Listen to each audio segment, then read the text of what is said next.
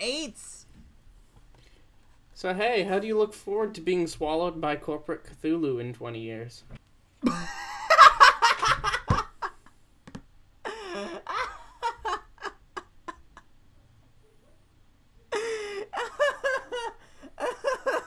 That's staying in.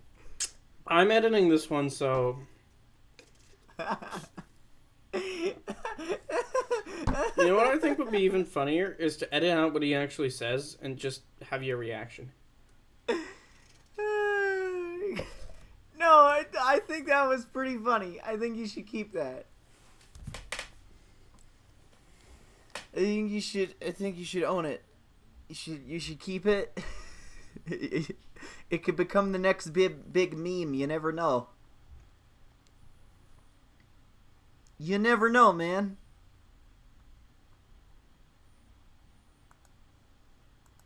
You know? You know what I'm saying? You know what I'm saying, John? I called you John. We're no longer friends.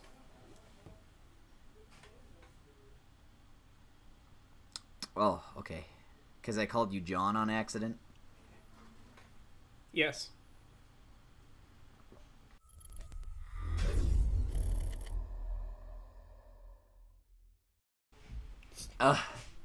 Okay. So anyway, welcome to the podcast. I'm under the understanding that you recently watched a film. Do you want to tell them something about that?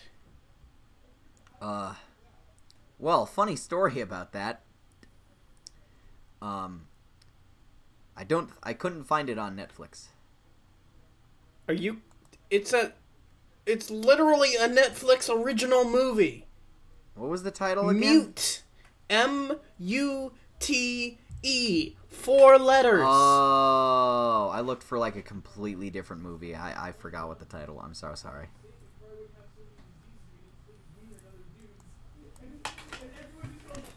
Well, how was source code? I think he left. I think he just got angry and left and slammed the door out of anger. Okay, well, I guess it's a one-man podcast today. We had a whole thing planned around us watching movies by the same director. One was Source Code and the other was Mute. But I couldn't find Mute. So I looked for the wrong title. I got confused and I was also on a bit of a time crunch. So I ended up not watching them. We were gonna do like a thing where we compared them and contrasted them, but I fucked it up, and I'll own up to that. I'm sorry, everyone. I apologize. So now it's just me now. Well, yeah, it's I read the 300th issue of... I'm about to read the 300th issue of Spectacular Spider-Man, and so far it's really hard for me to not get spoiled on comics because people just keep like sending shit to me on Twitter going, hey, what's your opinion on this, before I have time to read it. So I have to be like really Johnny on the spot about getting issues of certain comics I like. Also, annoyingly enough, I follow the writer Chip Zdarsky, and he keeps liking spoilers for his own books. And, like, those pop up in my feed. It'll say Chip Zdarsky liked. And it'll just be a screenshot of one of the pages he wrote. And while I think he has every right to do that, and I don't think he should stop, it does get a little tiresome when I keep seeing pages of books I haven't read yet pop up in my feed. And it's like, oh, what's that? And then I just get, like, this completely random plot twist thing out of nowhere. And I'm like, well, shit. What was that all about? Just mute Chip Zdarsky.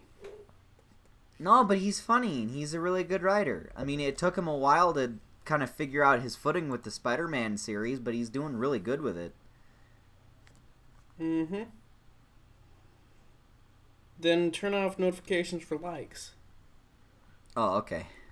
Oh, hey, I can do that. I did that for my friend, my friend who will go unnamed. He's a really cool guy, or she now, because I guess trans.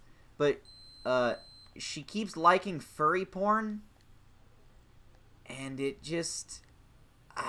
I'm really I keep dreading looking at my phone and checking Twitter in public because I keep scrolling through and it just this person liked this gay furry porn, and there's just like so just turn fuzzy off like dicks. notifications.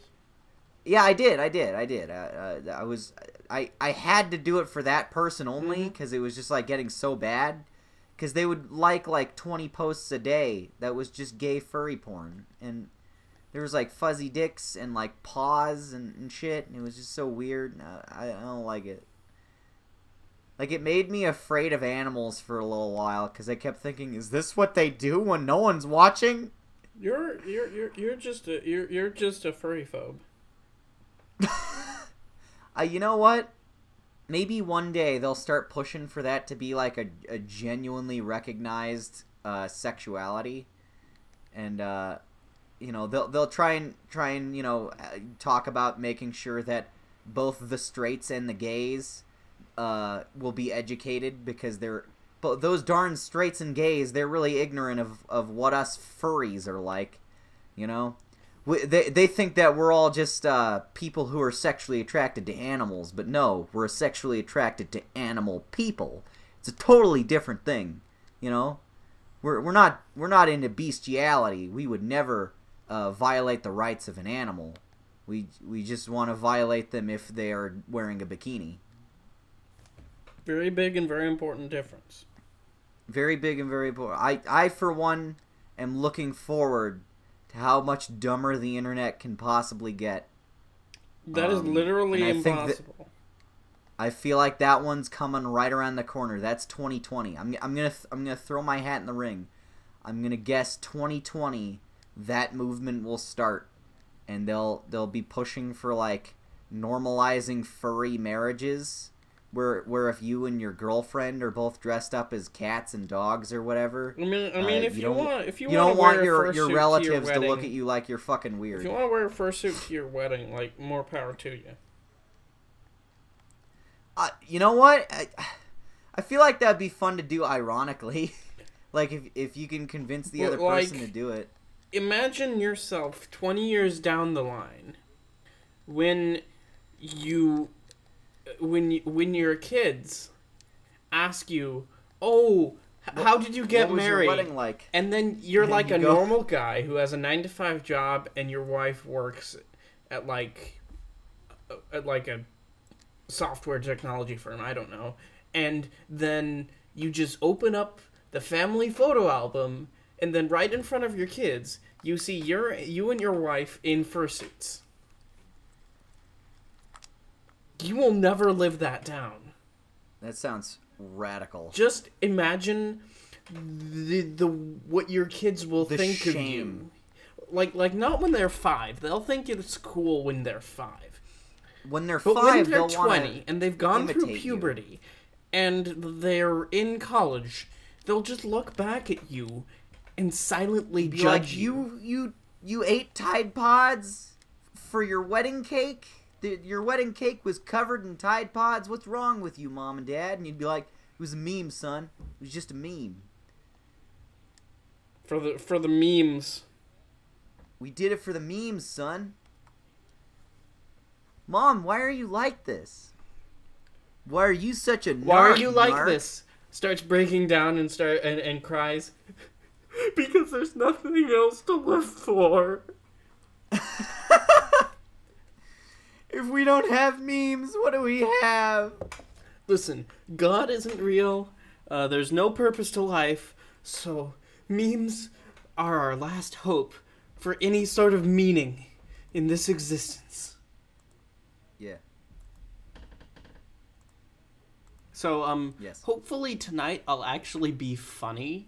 Because I have, like, a funny evening, and I actually went back and rewrote one of my scripts with a ton of snark and sarcasm, so I basically Joss Whedoned the shit out of it. So I'm in that kind of a mood tonight, so hopefully it'll be funny for y'all. Yeah.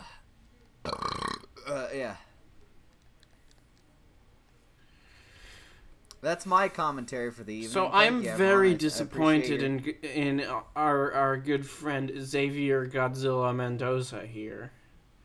because why is that? He had some homework for tonight that he didn't do. I explained Even that, though yes. Mute, I told him, watch the new Duncan Jones movie, Mute. M-U-T-E. 4 letters. It is literally advertised on the top of the Netflix page because it is the latest Netflix original that came out like yesterday, and they all want you to watch it. And apparently, you decided that I wasn't talking about that because that would be too obvious. The night got a little crazy. I'm sorry. I apologize. The theme was, so for Sci-Fi Fantasy Night... I explained it. I had, we were watching... I explained it while you left out of anger. Watching the new Duncan Jones film. But, like, couldn't you have just figured it out from the fact that we were going to watch Duncan Jones films? If you didn't know what it was, you could have just gone to the Duncan Jones Wikipedia so I had to page. take some quick glances at Netflix from my phone, because I only got home, like, a little bit ago. The layout on my phone is kind of garbage because I didn't get the update or whatever, and I got confused. For some reason I thought it was Hush, the movie with John Gallagher Jr. Yeah, I thought it was that movie, and I was looking for that, and I was like, wait, haven't I seen that already, or isn't that one not good? Or I am very disappointed in you. How can you be this stupid? It was like 15 minutes before the podcast had started. Because again, I hadn't gotten home until very, very recently. I was at my dad's house. He bought dinner. And then also, I was helping my sister with her math homework while we were there. Loser. And she's garbage at math, and I'm garbage at math, so it takes longer than it should. Loser. Yeah. So anyway, how is Source Code, the hit new Jake Gyllenhaal film that's put his career back on the map? Did you see it? Have you seen it? I have seen a very funny parody of it on Cartoon Network, where they switch out the train exploding or whatever with the Death Star, and he just keeps swapping into random stormtroopers. It was on Mad TV, or just the show Mad is what it was called, yeah. So, fun fact of the day, did you know that Duncan Jones is actually David Bowie's son? I did not know that at all. That's actually super interesting. Yeah. And apparently Mute was partially inspired by his experience when David Bowie was living in Berlin, because the Mute is set in Berlin. You know, it'd be really cool to talk about this from that angle if you had actually watched it. Are you going to be salty for the entire podcast? Yes. Okay. All right. It's gonna be one of those ones. Mute stars Alexander Skarsgård, Paul Rudd, who's getting a lot of Paul work Rudd's in it. That's cool. After having been Ant-Man, unlike everybody else in the MCU, who spontaneously forgets that he has an agent that he can call after getting the Marvel gig. Chris Evans makes so much money as Captain America that he's done like Snowpiercer, and that's all I can think of. Like, he was gonna quit acting and become a director, but Captain America was giving him so much money, he was just like, alright, I'll just do this forever. You know, it'd be really cool to talk about it from the angle of Paul Rudd in a more dramatic role, if you had seen it. Oh. Okay. That's fair. Yeah. Alright. So... Yeah. Yeah.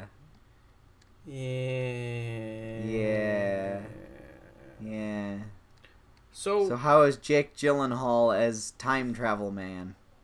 Jake Gyllenhaal is at his Jake Gyllenhaaliest here. Is that a good thing? Like, he was great in Nightcrawler. Yeah, I haven't seen that. That's probably his best movie. I would say that Jake Gyllenhaal plays his macho, burly, muscular Jake Gyllenhaal archetype in this movie. You know, blockbuster Jake Gyllenhaal, not like indie film Jake Gyllenhaal. Not like I'm really, really good at singing and I can do Broadway Jake Gyllenhaal, or Donnie Darko Jake Gyllenhaal, or creepy, weird, skeezy reporter Jake Gyllenhaal, or Nightcrawler is great, or burly, muscular boxer Jake Gyllenhaal, but you know his stock character Jake Gyllenhaal. Oh, okay. So he wasn't on his A game for this one. I mean, with an actor like him, you can't exactly say that he's not on his A game, but he wasn't trying something new, is what I would. So he was on like his B game. B plus, I'd say. B plus. It's not bad. Mm-hmm. Doesn't distract. Just you feel like he's a perfectly serviceable lead character in a science fiction genre piece. I had no complaints with him. It's just that compared to the experimental nature of much of the rest of his work, it's fairly standard. Ah, okay, all right. That's a fair criticism. I agree. Even though I haven't seen it. It also stars Vera Farmiga, who is one of those older ladies who also happens to look really, really nice. Oh, she's one of them Sigourney Weaver types. Yep. Sigourney Weaver, I think we talked about it. She's definitely... We talked about it on the last episode. So but Vera Farmiga is 44. DMs are open. But she looks... It's kind of like, what's her name? Winona Ryder. She almost looks better now that she's old. It feels like... Winona Ryder looks super hot now. Yeah, I mean, a hot take is that Winona Ryder looks better now than she did when she was in Beetlejuice and in those movies in the 90s. I think she looked pretty good as goth Winona Ryder in Beetlejuice. I disagree. I think she looks better now. I mean... Goth Winona Ryder looked like a kid. Well, she still looks like a kid. She looks like a kid with wrinkles. She looks more like a adult now. Regardless, Vera Farmiga. Winona Ryder, you're a very attractive woman, and this offer goes out to you as well. My DMs are open. And mine. Who else? All right, Gillian Anderson of X-Files. Yep. I feel like we had a really great time in California, and I would love to reconnect if you're not busy. Mm-hmm. The same offer is open for me, but for David Duchovny. yeah. He's a charming man, that David Duchovny. Have you ever watched his show Californication? No. I think we're getting sidetracked. We need to talk about source code. I know you can talk about Californication because you've talked about Californication before several times, but I'm going to interrupt you because we actually need to talk about something that we haven't talked about before. Hey man, don't take it out on me. I'm not your roommate. Sweet mate. Sweet mate. My roommate's cool. He's not a sweet mate. He's more like a bitter mate. Basically, what I did is that I locked him out of his room. And then I made him promise that he wouldn't interrupt me anymore. Because he was out there in his underwear. That's pretty good. So, yeah. I'm proud of you. I'm very proud. You did the right thing. And I think everyone's going to be a lot more afraid to mess with you now that they know that you're capable of such a thing. Now the next step is to kill him and string up his corpse from the flagpole outside the building, but only if he's really earned it. You know, it's a little bit extreme. Oh, okay. All right, we're working on that one next. Mm-hmm. So anyway, source code. The premise is that Jake Gyllenhaal wakes up in like a commuter train to Chicago, and it's a very clean-looking Chicago, unlike actual Chicago. Unlike Dark Knight Chicago, which is Gotham. And, well, Gotham in air quotes. Gotham as in we don't want to disguise the fact at all that it's Chicago. But we're going to keep pretending that it's Gotham because comic books. Stupid. Gotham is in New Jersey. They fucked it up real bad. Anywho, and then Jake Gyllenhaal wakes up across from another older lady that's somewhat attractive, Michelle Monaghan. Well, I'd say somewhat, but I mean that's just attractive without qualifications. Michelle Monaghan, I don't know, she looks a little bit weird to me, but she also looks good. I don't know who that is. Let me look that up. Yeah, she was in Pixels. Oh God. Well, and that's what we all know. I mean now. Yeah, it was her star-making role. And then they like know each other, but he's like, and then turns out he's like reliving this guy's memories over and over again to try and discover who planted a bomb on the train. Let's see here. Oh yeah. And then, you know, I feel like my brain is like auto correcting and finishing the plot of that movie. Does he accidentally, like, warp into the body of the person that put the bomb there? And it's like, oh, it's me now. Nope. No? Okay. I guess that's kind of predictable. Mm-hmm. And that's the reason I came up with it so quick. Mm-hmm. So, what'd you think overall, thoughts? It was fine. Solid genre piece. The ending, I have some problems with.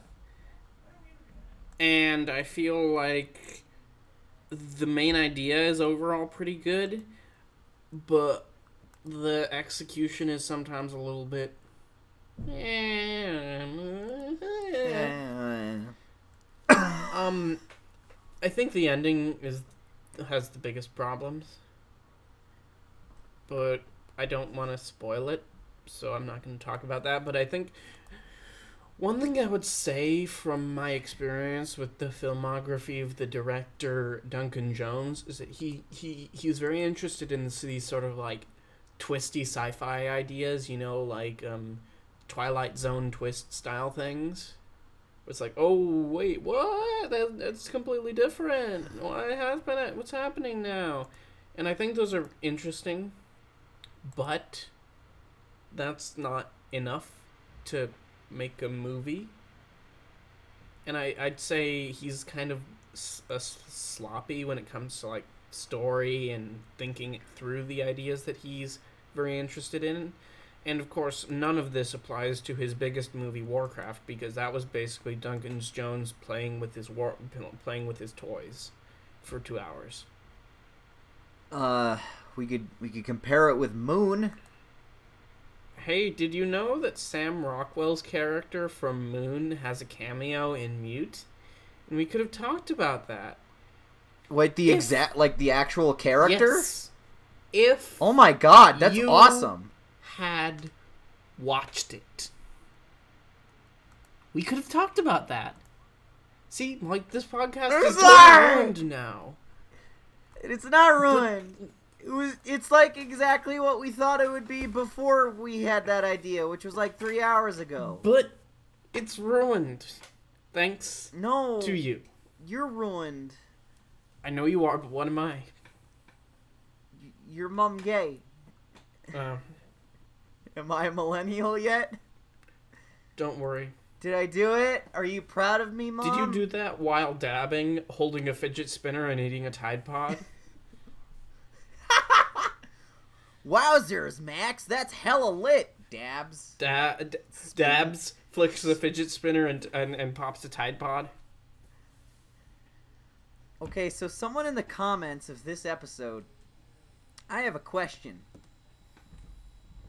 And I know it's been talked about a lot, probably, but I've been kind of out of the loop on it. Why do people eat Tide Pods? I'll tell you why. Because we are in the age of post-irony. where the Tide Pod meme was started ironically as like a parody of stuff like the cinnamon, the cinnamon challenge where you do a bunch of cinnamon and it has bodily harm. And then Tide Pod is like a parody of that because they kind of look like candy, so you can make the joke, hey, it kind of look like candy. Why don't you eat them as a challenge? Ha ha ha, lol, funny meme, XD. And then other people who aren't in on the joke do it unironically. Okay. So right, we are in the age of post-irony where people ironically say, do this thing that's bad for you, and then people do it because they don't pick up on the irony. All right, okay. Now, I'm going to argue with that. Because when you do the cinnamon challenge, I mean, most of the time you can't die from that, except for the people who went way too hard and had, like, cinnamon go down their lungs and suffocate to death.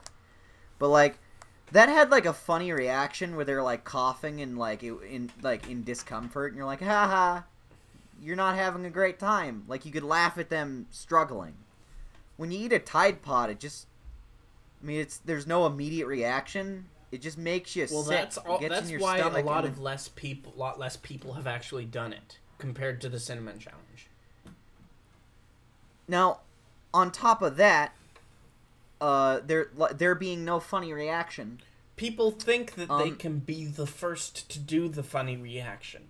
So they're like, I'm going to be ahead of the meme so I can become the meme. It's every millennial's dream to be the meme. Because we can't buy a house and we can't get a job and we're all alone and we're depressed and we don't believe in anything at all. So the only thing that's left is to be the meme. This sounds like a person I know. Who? That one guy who stopped talking to me for a meme, remember? We had that friend who was super dedicated to memes. He spent like $80 on a giant cardboard cutout of Harambe to put in the...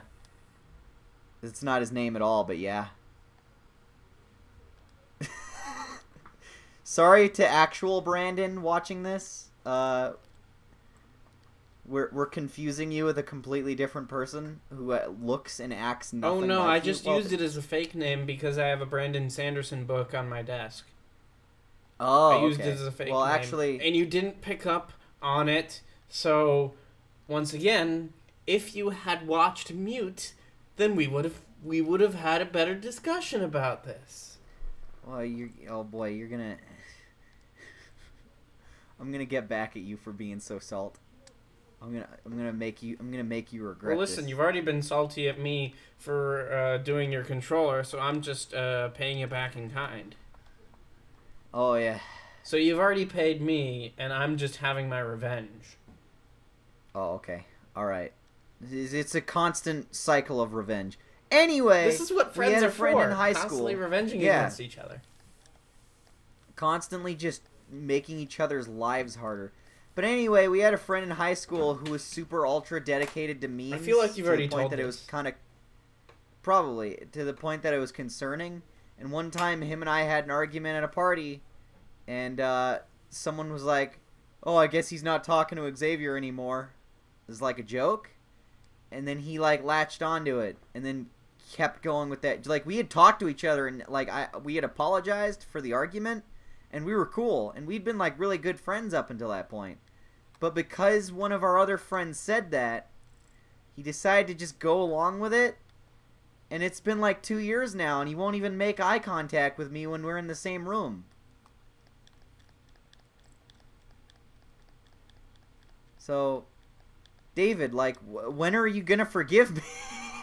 I'll forgive you when you watch Mute. Okay, I'll watch it tonight.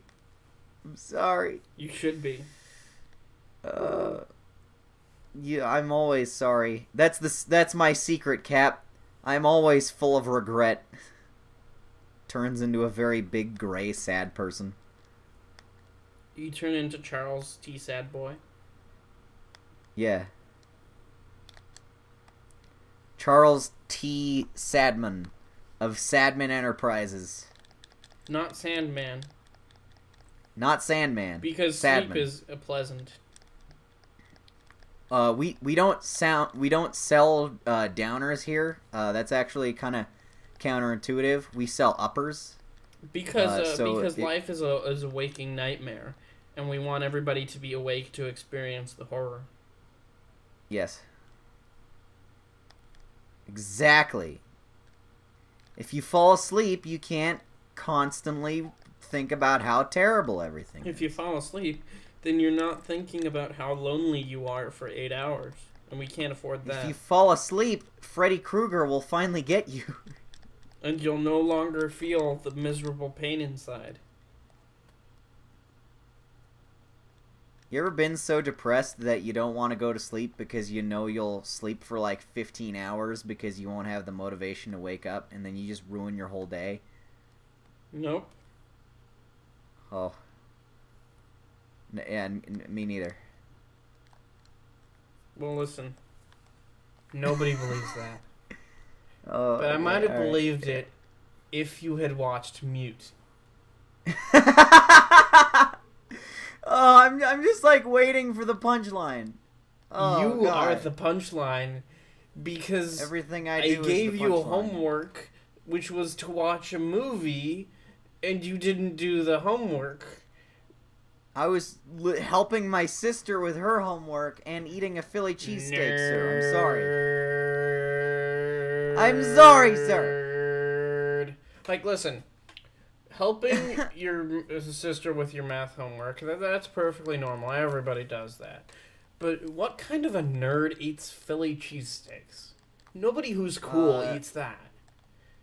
I actually have never really had one before. It was like my first time. This is why. My dad bought it and was just like, hey, here, I got this This food. is why. You want to try it? The entire city of... This is why nobody wants to live in Pittsburgh. Because of the cheesesteak. Yeah, Pittsburgh, New Jersey. Mm-hmm. No. In Pittsburgh, New Hampshire. Because Philadelphia is in Pittsburgh. It's a neighborhood. No. Philadelphia... It's like a Coney dog. Philadelphia is one of the 5 boroughs of New York. Coney 2012. Because remember that? Like the boroughs of New York. Manhattan, Bronx, Staten Island, Philadelphia, and Pittsburgh. Yeah. Okay, I get you now. I get you. Remember Coney 2012, though? Remember that? How did that end up playing out? Didn't they find out that the guy was, like, already dead before the documentary was even made? So it was, like, totally wasted. I am not going to bother to Google it, and I don't care. I feel like that had, like, a really anticlimactic, shitty ending. Despite how annoying everyone got about it. Like, I remember middle school, people were talking about that all day. And I was like, well, you had a lame middle school. I did. I don't remember the names of anyone I was going to school with there, except for 2 people. Was Jack Sune one of them? Jackson and my other friend Thomas, and that's it. Is that the Thomas that's Thomas? Is that the Thomas in the Thomas? Yeah. He was the antagonist of Turkey Sandwiches, for people who haven't heard about him. He was... I can't remember if he was in one of the streams or not. No, he wasn't. Do you keep, like, a running tally of who's been in the streams and who hasn't? I just know. Oh, okay. I want to stream again this weekend. Or maybe after this comes out, I don't know. You guess who's going to be in Colorado this coming weekend? Me? Me. I'm not wrong, though. Yeah, you're not wrong, but it's also not unusual. Because you don't It's spend... not unusual to be loved you don't by go anyone. to college in the frozen north. The frozen north of Canada? Yeah. Like... The Northern Territory. Like, have you ever seen The Thing? Where there's, like, all those, like, super crazy snowstorms and everyone has to, like, struggle to walk 15 feet between one building to the next? That's just Calgary. That was filmed at David's campus. In Canada. That was filmed on David's campus. Yeah, that's what it looks like when he's outside. No, actually, weather was really nice today. It was like 50s with a very light breeze. And it's just like the perfect amount of just cool to be comfortable but not cold. And it's just like, this is really nice. I'll bet the weather sucks where you live right now. Oh, yeah. I skipped going to school on Thursday last week because the snow was so bad. And I had already gone 2 days that week where the snow was so bad that it took me like 2 hours. You know what I don't miss? To get there? Having to walk to school, walk to classes at college. Driving. Oh, yeah, driving. Well, I also don't miss going to high school because high school is high school, but you know high school.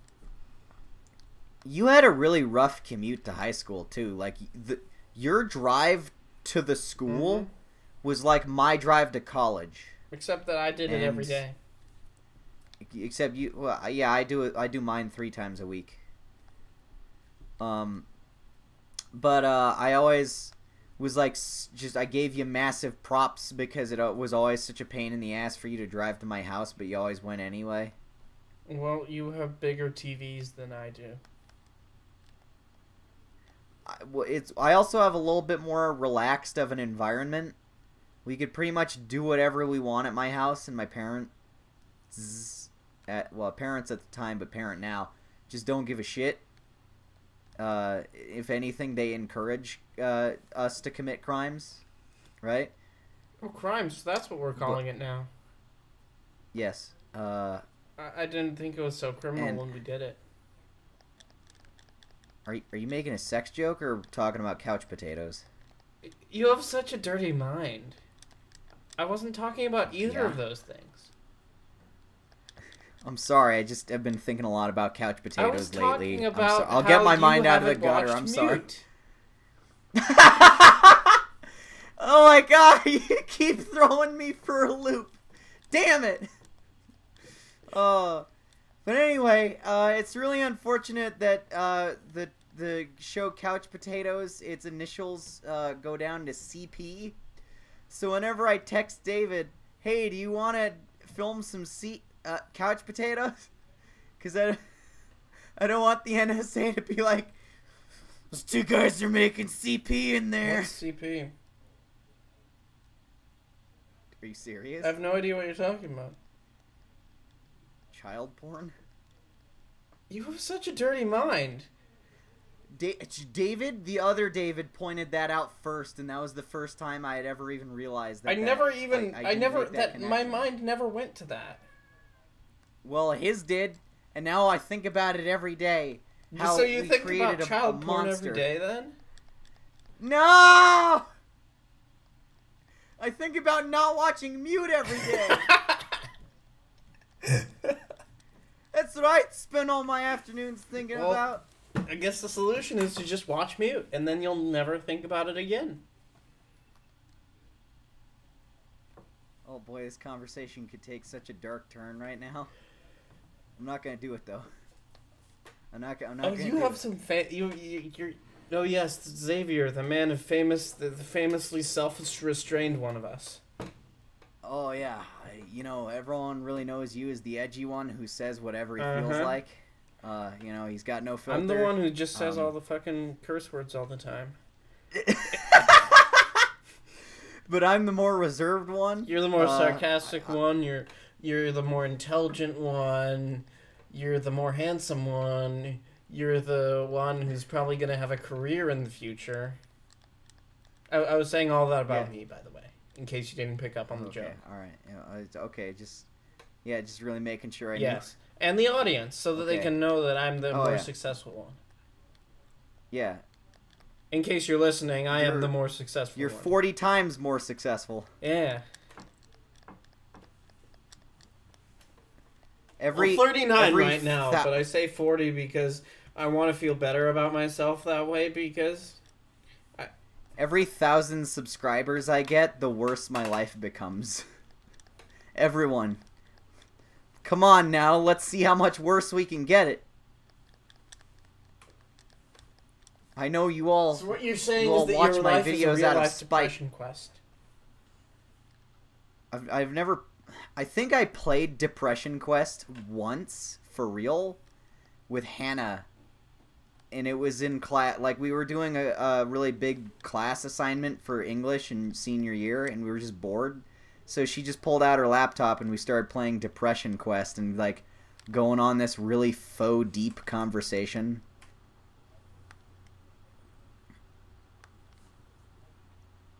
Anywho, let's not she used talk to about drink the surroundings boxed of that water. game. Let's not talk about. I mean, that indie game came out very uneventfully, and the developer is a very quiet, unassuming person who has had no controversy surrounding them whatsoever. So let's move on and talk about something else, because that sounds like a perfect. Oh, don't bring up Harley Quinn. You know, it was one thing to ruin Suicide Squad, but she had to ruin gaming too. And Gotham City Sirens, and Suicide Squad 2, and the Joker and Harley movie. Okay, so there's this character in Saturday Night Live who's like this woefully unprepared, underinformed guy who's got like his ear to the street, but is always getting like tons of misinformation. And for some reason, I just love channeling him so much. He was played by Bobby Moynihan, I think. And So you're real dad. Yes.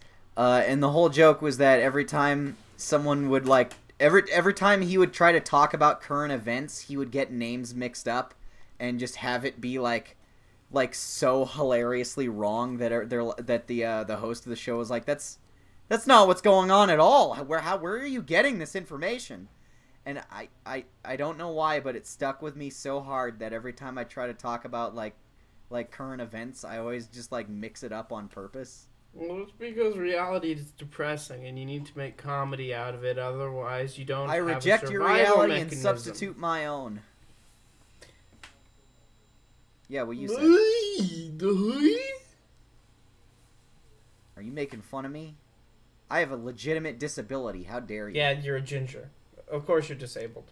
Oh, fuck. Oh, my God. But being ginger is not on the list of things that you can't discriminate against.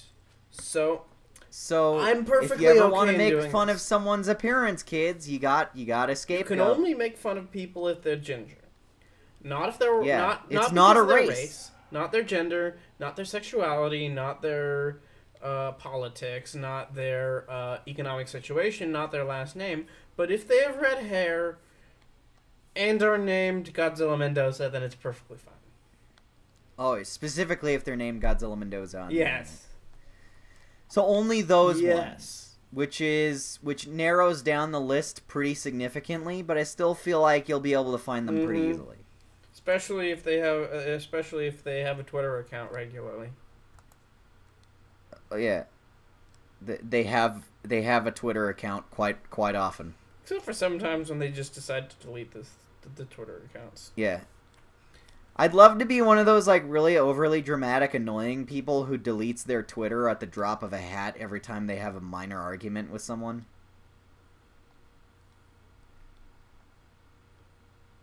If you're one of those people, I'm making fun of you. In case you didn't pick up on the joke. The joke is that Xavier hasn't watched Mute.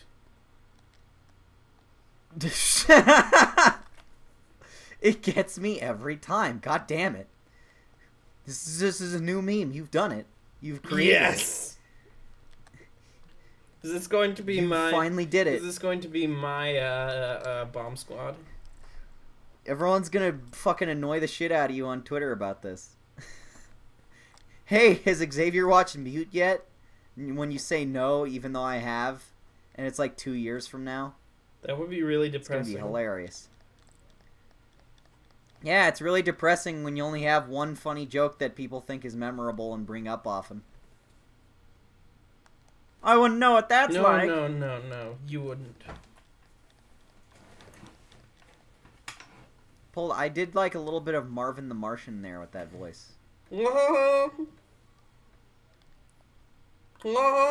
Just a little bit. What are you doing? What? I'm doing a you impression. That was before we started recording, so no one knows what that is.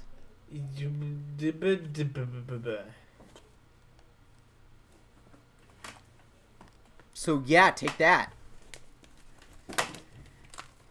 Get got, bitch. Well, anyway, so I recently decided to,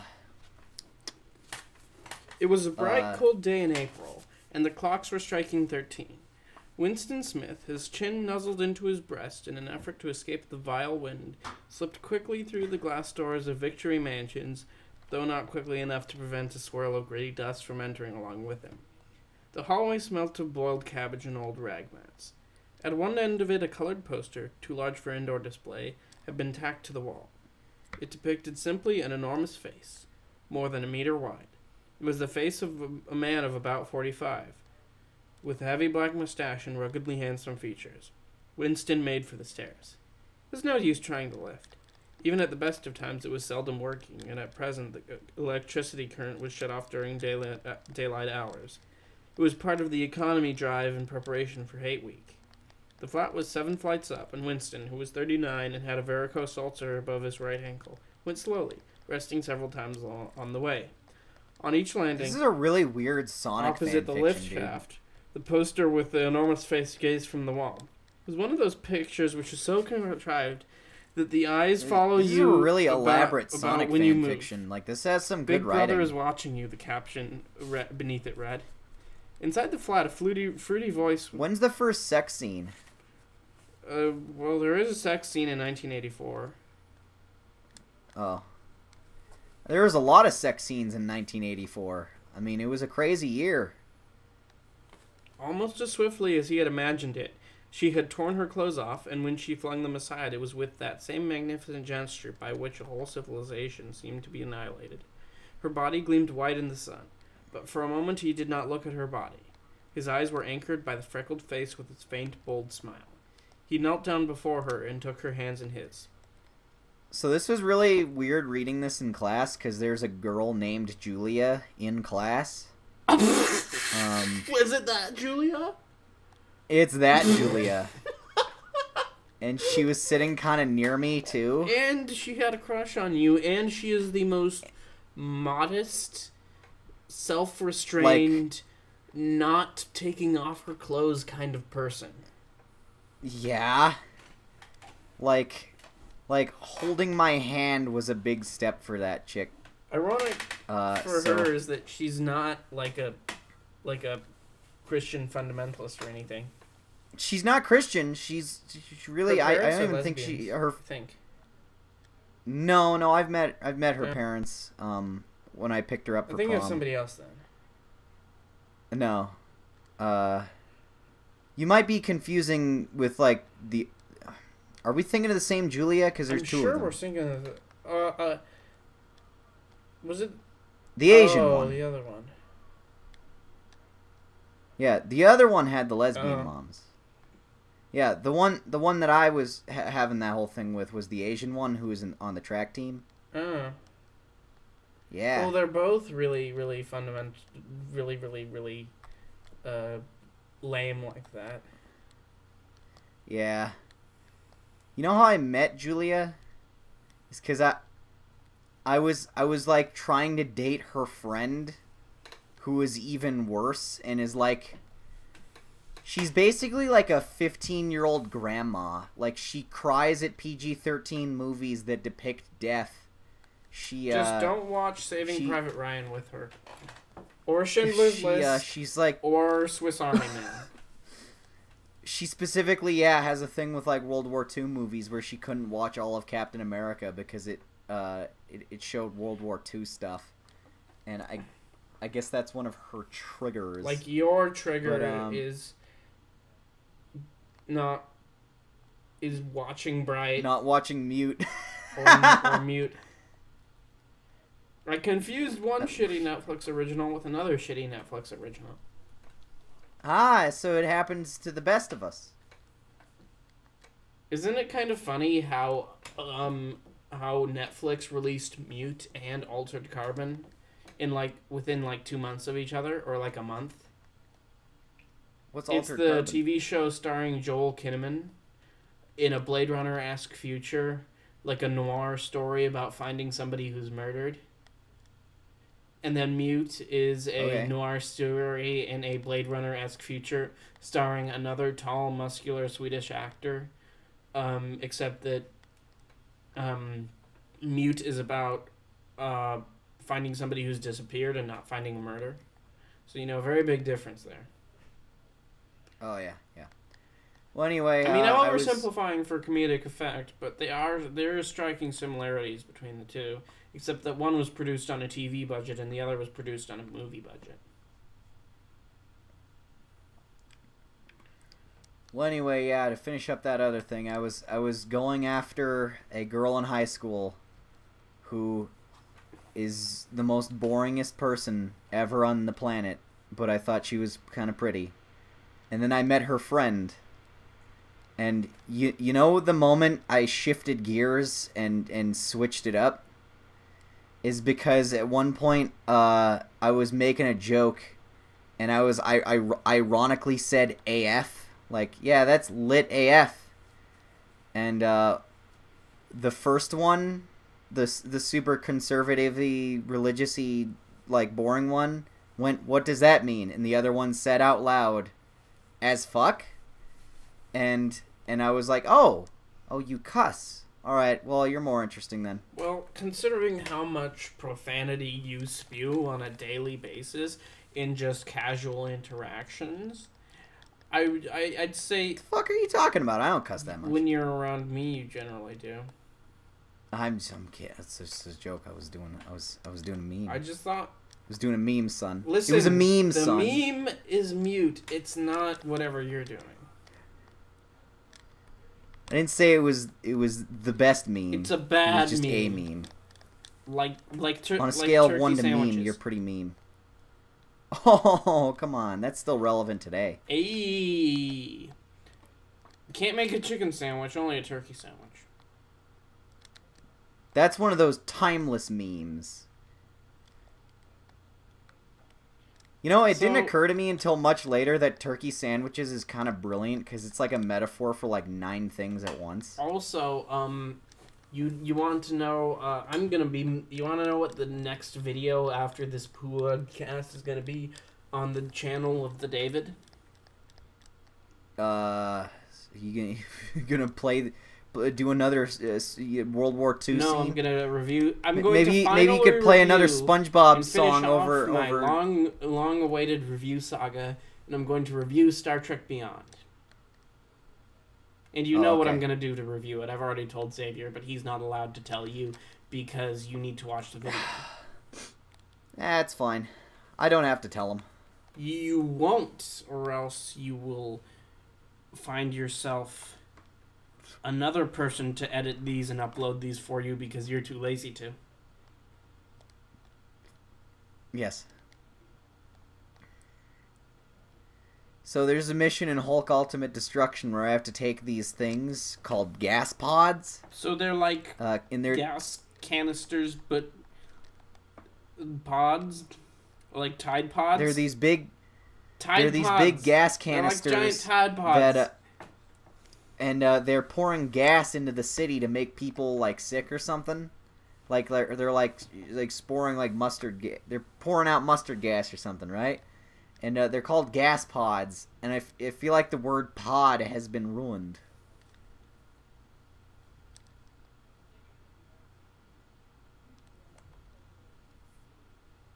By the word podcast, because I hate recording these. So So what do you think about the Republican tax cut bill?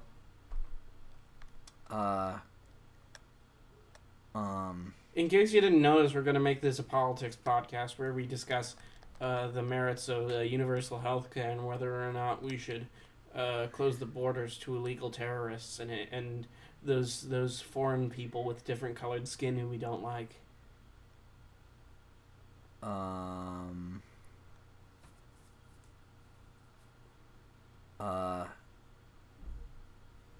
are aware that you wouldn't have had... I don't know enough about the world to have a lot of political opinions. You are aware that you wouldn't have had to answer this question if, complete the blank... if I had 8 Tide Pods. Exactly. That's the joke that I was setting up there. Yeah. And the reversal of the joke from the meme is the funny part. Yeah. Yeah. Okay, so No. we kind of closed off to a lot of current issues, so I don't know a whole lot. Do we still have the healthcare thing, or did they get rid of that, or are we trying to get it back now? I feel like I heard somewhere that we got rid of it, but they're like, "Yo, we should get that back," and other people are like, "Nah, it's good." You are so woefully behind that I really just don't care. Well, they were gonna repeal the Obamas, but they didn't. They're gonna repeal Obama? Yeah, they were gonna. Oh they were no! Gonna repeal Obama, and they tried to several times this past summer, but ultimately it failed. And then Trump said, "Look at the attention span of a 5-year-old. Let's go and screw over America some other way." So, like, they went to Obama's house with a bunch of armed soldiers trying to repeal him? But he had to wait for a congressional order.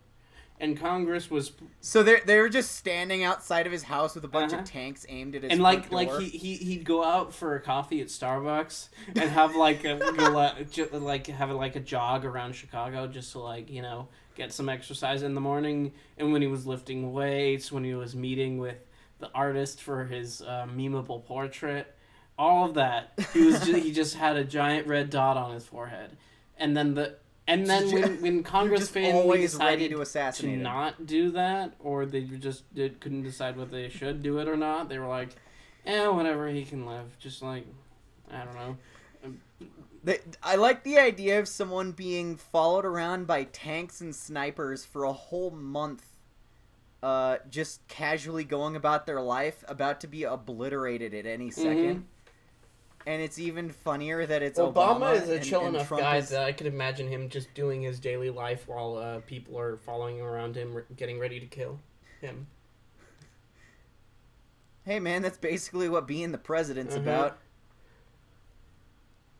Too bad we don't have one right now. I don't want to be president. It's scary. I mean, it'd be really nice if we had a president in these troubled times, but it's too bad that, after Obama left, just nobody just stepped up and decided to run for office.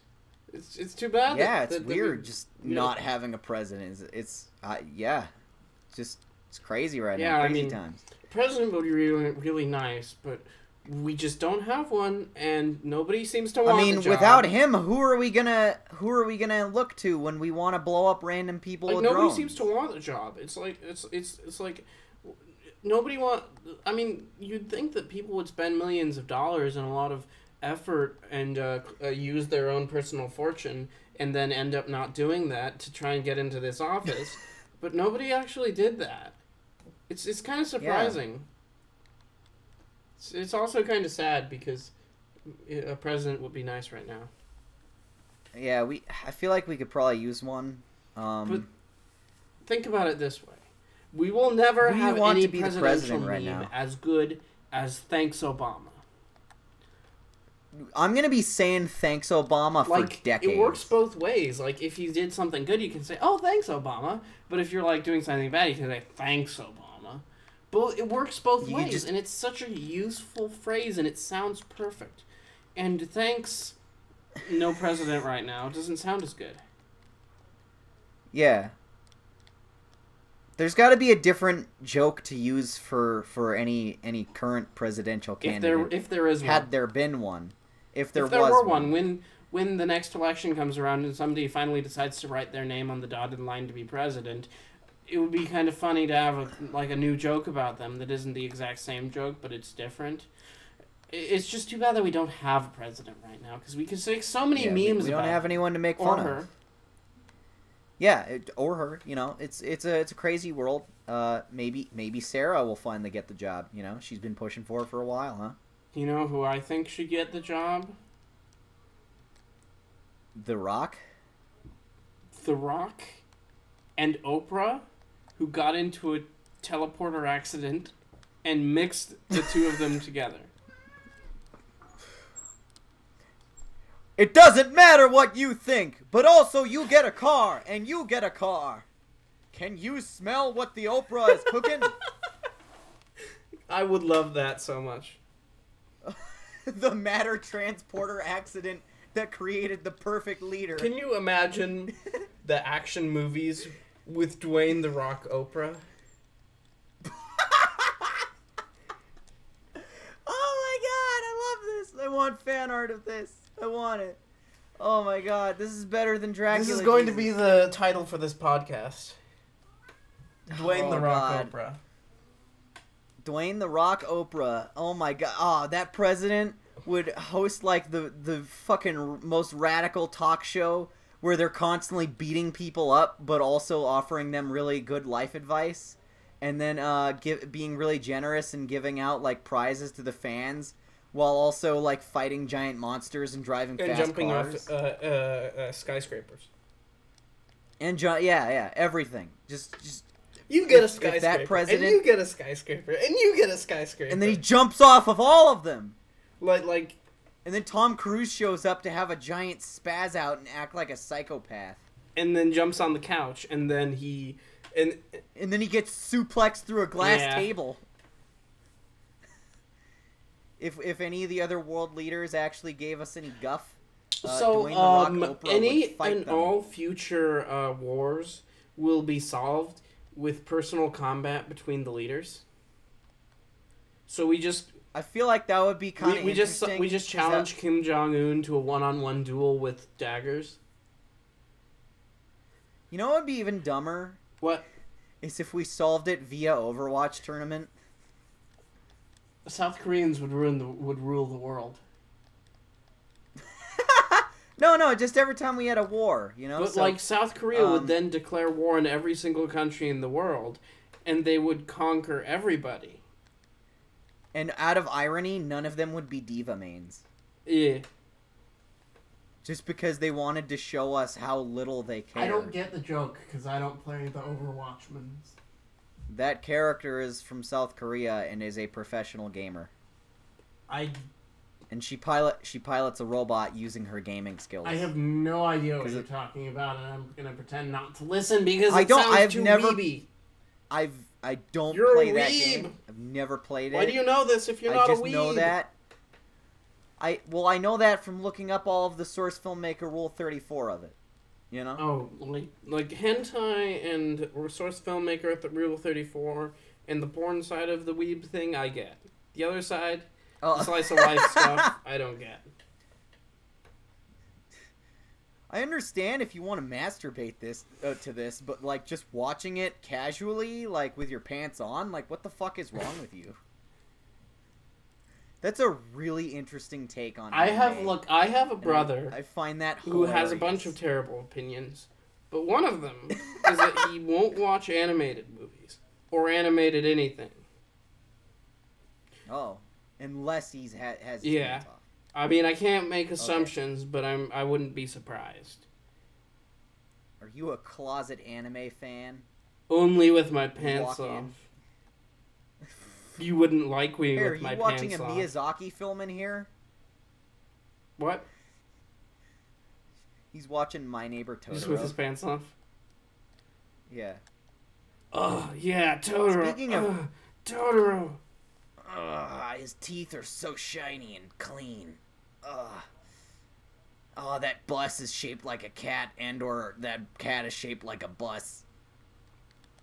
But yeah, he just refuses to like or watch or give a fair shake to anything animated, and he has no logical reason for this, and he refuses to explain himself besides I don't like this. And you kind of understand why I kind of constantly rant about my brother, because he has terrible opinions about basically everything. Yeah, your brother is like that too, where he's just like... He has no good opinions about anything. About politics, about movies, about video games. Well, he likes some video games that I like, so he has some good opinions there. He has one good take, and it's that he likes Mass Effect. Not so much like the bad Mass Effect games, but like just the series as a whole. Because I feel like there's a lot of merit to that. Some of the individual games got some problems, but Mass Effect is pretty good as an idea. And he apparently thinks that there's a difference between forced diversity and not forced diversity. That apparently Ghostbusters is forced diversity, while The Witcher is not forced diversity. And I don't get it, and I'm not going to explain it because it's too stupid.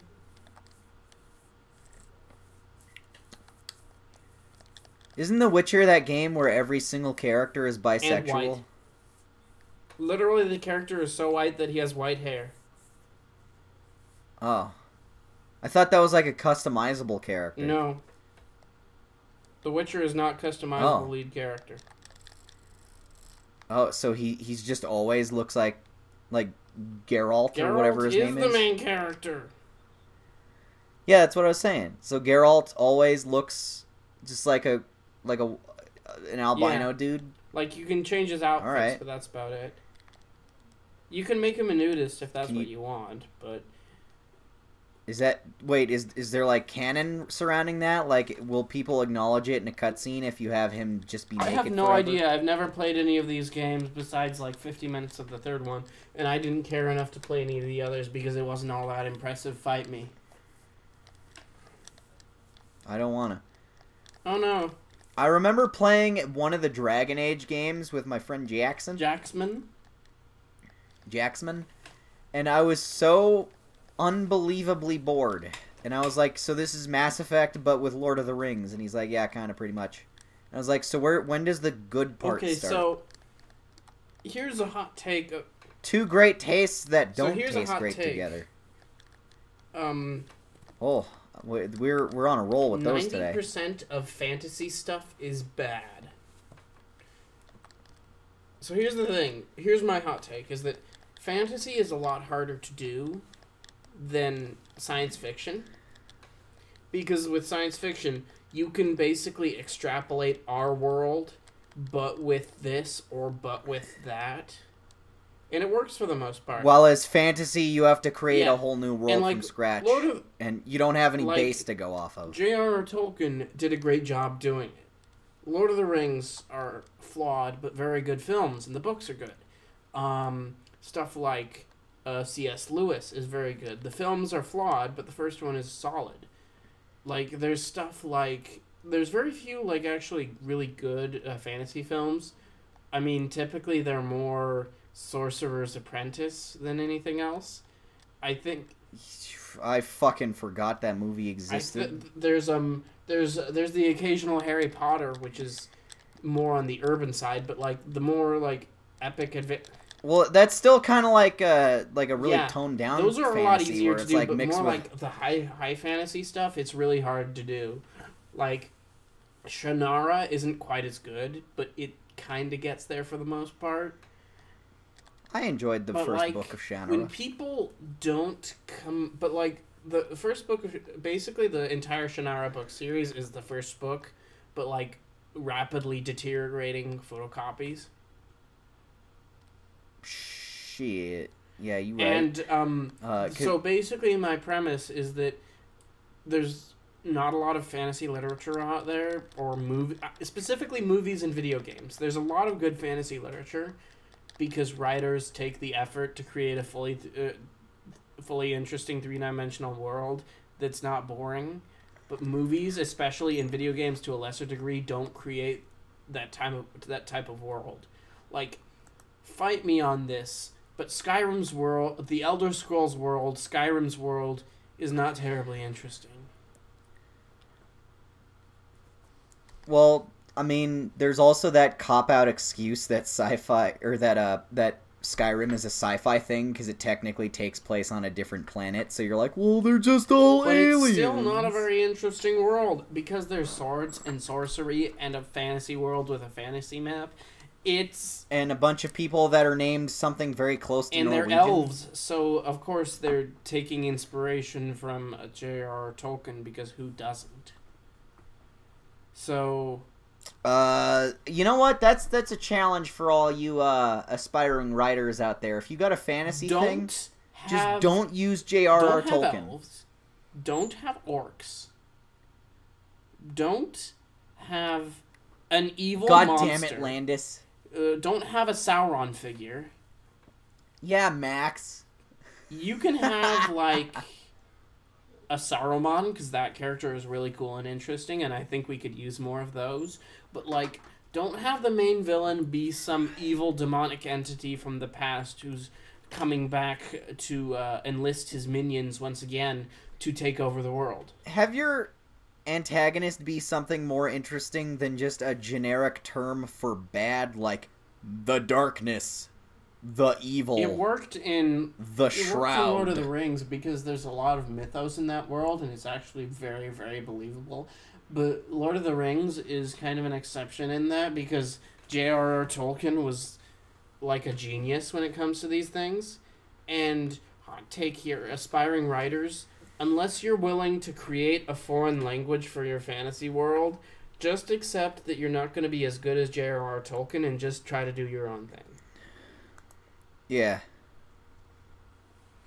So, I think that good fantasy writers and especially good fantasy movies are really hard to come by because it's very, very hard within the structured format of a Hollywood blockbuster to come up with a really interesting three-dimensional world that people are going to get invested in. So unless you're going to have weird cult classics like that David Bowie movie, Labyrinth, then it's not going to work typically. Yeah, I think that that's something I see a lot, is that it's harder for people to not be really derivative. Especially in and I feel like they're trying for it. No, I mean, I understand when you're being a little derivative, like, subconsciously, like, just stories that you like start bleeding into your own writing. But I feel like a lot of people are, like, doing it on purpose now, where they're like, well, I like Tolkien, so I'm going to write a Tolkien-ish world. And it's like, no, don't do that. Write a you-ish world. You know? I'm going to...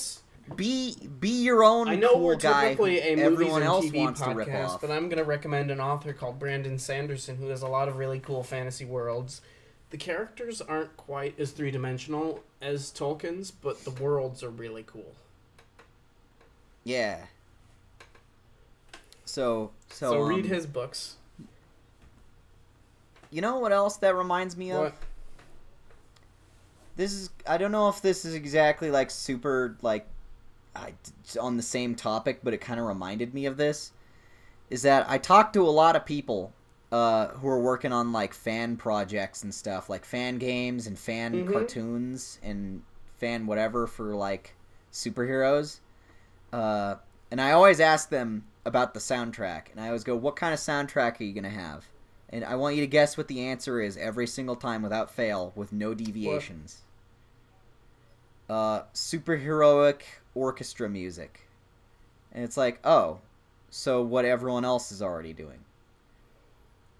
Like, you know why the theme song for Wonder Woman is so awesome? And why it's so easy to remember? Is because it doesn't sound like generic orchestra music. Done a lot in superhero movies. Surprisingly, yes.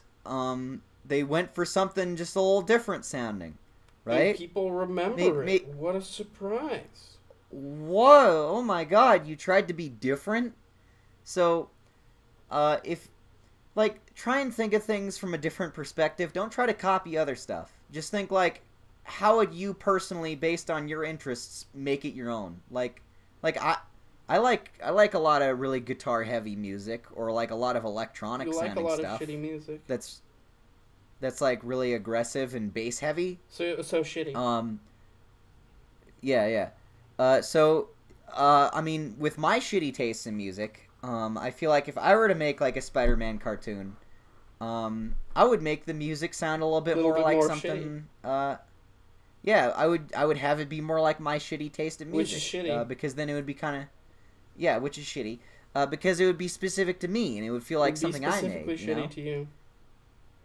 I wouldn't try to be like, let's just make it sound vaguely like the theme song for the Sam Raimi movie. Okay, so the one... You want to know we'll what have the one some of the sound effects that I'm really sick of is? Hans Zimmer. What?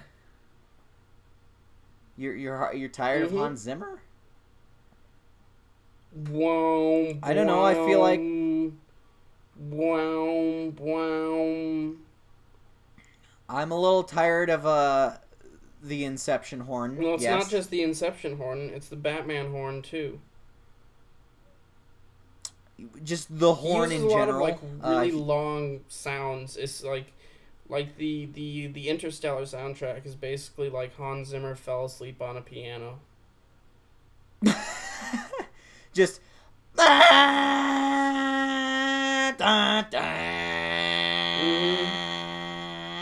Just goes on forever. Yeah. But I like the Interstellar soundtrack. I listen to it in like my free time. I listen to it when I'm driving. You want to know what a soundtrack I listened to recently? Kingsman, which is actually good.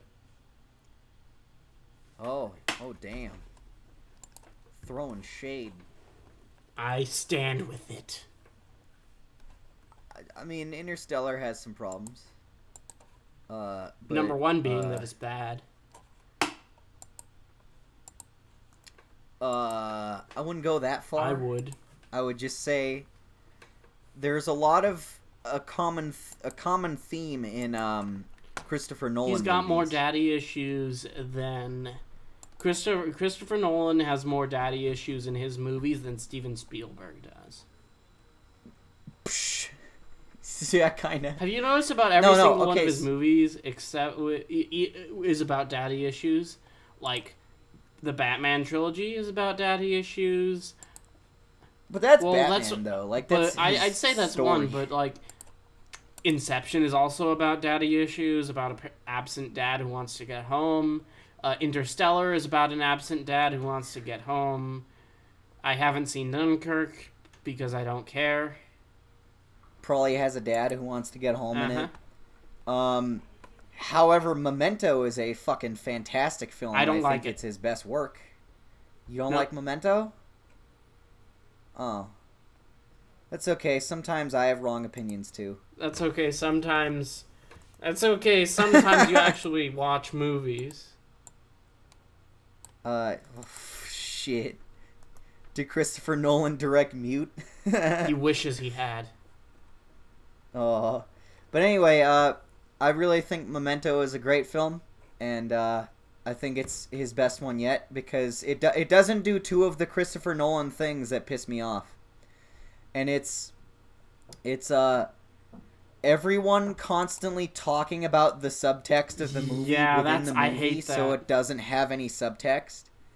And then also the movie trying to seem like the most epic fucking thing in the history of the existence of the universe. That's a good joke that where it's like, this movie Nostalgia is Critic did. so important. But no, it's just like a really toned down story. It's really about one person's quest for revenge and feeling personal satisfaction. And that's it. The entire world at large doesn't give a shit, and it's about one guy's urge for getting revenge on something. And that's it. There's no 800 billion lives on the line. There's no city that's hanging in the balance and gonna explode. There's nobody talking to you about how momentous the themes are that you're dealing with. There's no character standing around talking about how smart. Okay, so this is what I are. think of Christopher Nolan when I watch a Christopher Nolan movie. I think of a guy who's constantly trying to impress me with how smart he is. And I'm like, I get it. Yeah. I get it. You're a smart guy. You have interesting themes. No, it's not that he cool, not that he isn't smart. It's not that he isn't smart. For once. Exactly. It's just you want him to stop because he's just in your face about it. And I know that Dunkirk would probably solve like 90% of the problems that I'm talking about, but I just don't care because I don't want to see another World War II movie. This is why I made the video Best Day Ever about Saving Private Ryan, because I have this personal hatred for World War II movies. Because, like, my mom, I remember my mom at, like, a Christmas dinner, I said I didn't like Saving Private Ryan, and she said, but it's your history. But I don't like the movie. I like reading about history. You might not know this about me, but I'm a huge history nerd. But I don't want to watch another World War II movie, okay? Stop making me watch World War II So, like, movies. all World War II movies, whether they're there's two schools of World War II movies that I like to think about. There is the Schindler's List and The Darkest Hour. You know, the period dramas about something important that's happening, where it's a bunch of actors acting about how important and momentous the circumstances is. Or there's the World War II movies, which is like, you know, the Saving Private Ryans, your Dunkirks, your what's the Mel Gibson one? The Passion of the Christ, where they're like super, they're not just like so much explosive they're action sequences of blood and violence. They're just about the trenches and the war and the Normandy. The trenches Beach. are from World War One. There was trenches in World War II. There were. They weren't as important, trenches. but there was. You telling me that in that whole war, not a single person dug a trench? Because they had tanks, and tanks defeated trenches. There's literally the thing with the Maginot Line in France, where they just went around it with the tanks. What's the Maginot Line? It was a defensive line that France built against Germany, and then they just went around it. Did that defensive line contain any No, trenches? It didn't actually. It was just a bunch of like walls and guns. Oh, okay. Well, I feel like there was at least one trench somewhere. You're an idiot. In that whole war, there was two things that I'm for sure happened. Someone successfully scooped up a grenade that someone threw at him, and then he threw it back and then blew up the other guy, and then felt like a badass. The dumb thing about the Maginot Line in France was that it was only a fortification along the border between France and Germany, and not the border between France and like Luxembourg and Belgium. So they just went through Belgium because Belgium is the waffle-making doorstep of Northern Europe. Remember when they had to buy the rights to Winnie the Pooh so that they could put his face on gas masks so the children in France would stop being so frightened of putting on the gas masks? No. I was making a Doctor Who reference about gas masks that grew out of people's faces and was super scary. Archer season 9 is a thing? I thought they were canceling it at season 8. What? I thought we were canceling you after season 8. Oh. Yeah. Yeah. Well, we're about at season 20 almost, so you know, I feel like the show is kind of starting to push too long. We're getting into the Simpsons era. You mean the bad Simpsons era? Yes. Yeah. We should watch Simpsons. That was my again. cat in the background. Did you hear it? Yeah, we should. That was fun. Couch Potatoes Simpsons Marathon Part 2. I'd be down. I'd be down like a syndrome. And you'd be down because you would asleep because you wouldn't be watching it like you didn't watch Mute. Repetition makes jokes more It was a hilarious. wonderful podcast, everybody. See you around next week. Let's see. All right, we love you. By the way, Bye. one last thing. So, we didn't have a podcast last week because Xavier was too lazy to upload it. Well, it's getting uploaded So here's the question: right which now. one will come out first? This one that we recorded right now, the one we recorded or last Xavier's? week. I promise it'll be mine. I swear, it's going up. I don't believe you. It's coming up. It's coming up. It's coming up. It's there. Don't you mean coming out? Like you? You know that song? I was making a gay joke. Because you're so gay.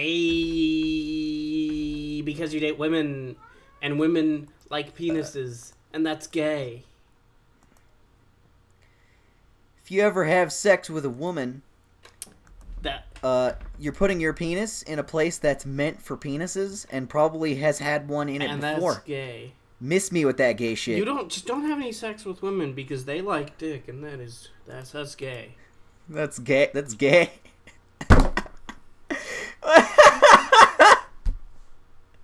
Man, women are gay. And the so only way stupid. to be gay is everything. to like penises.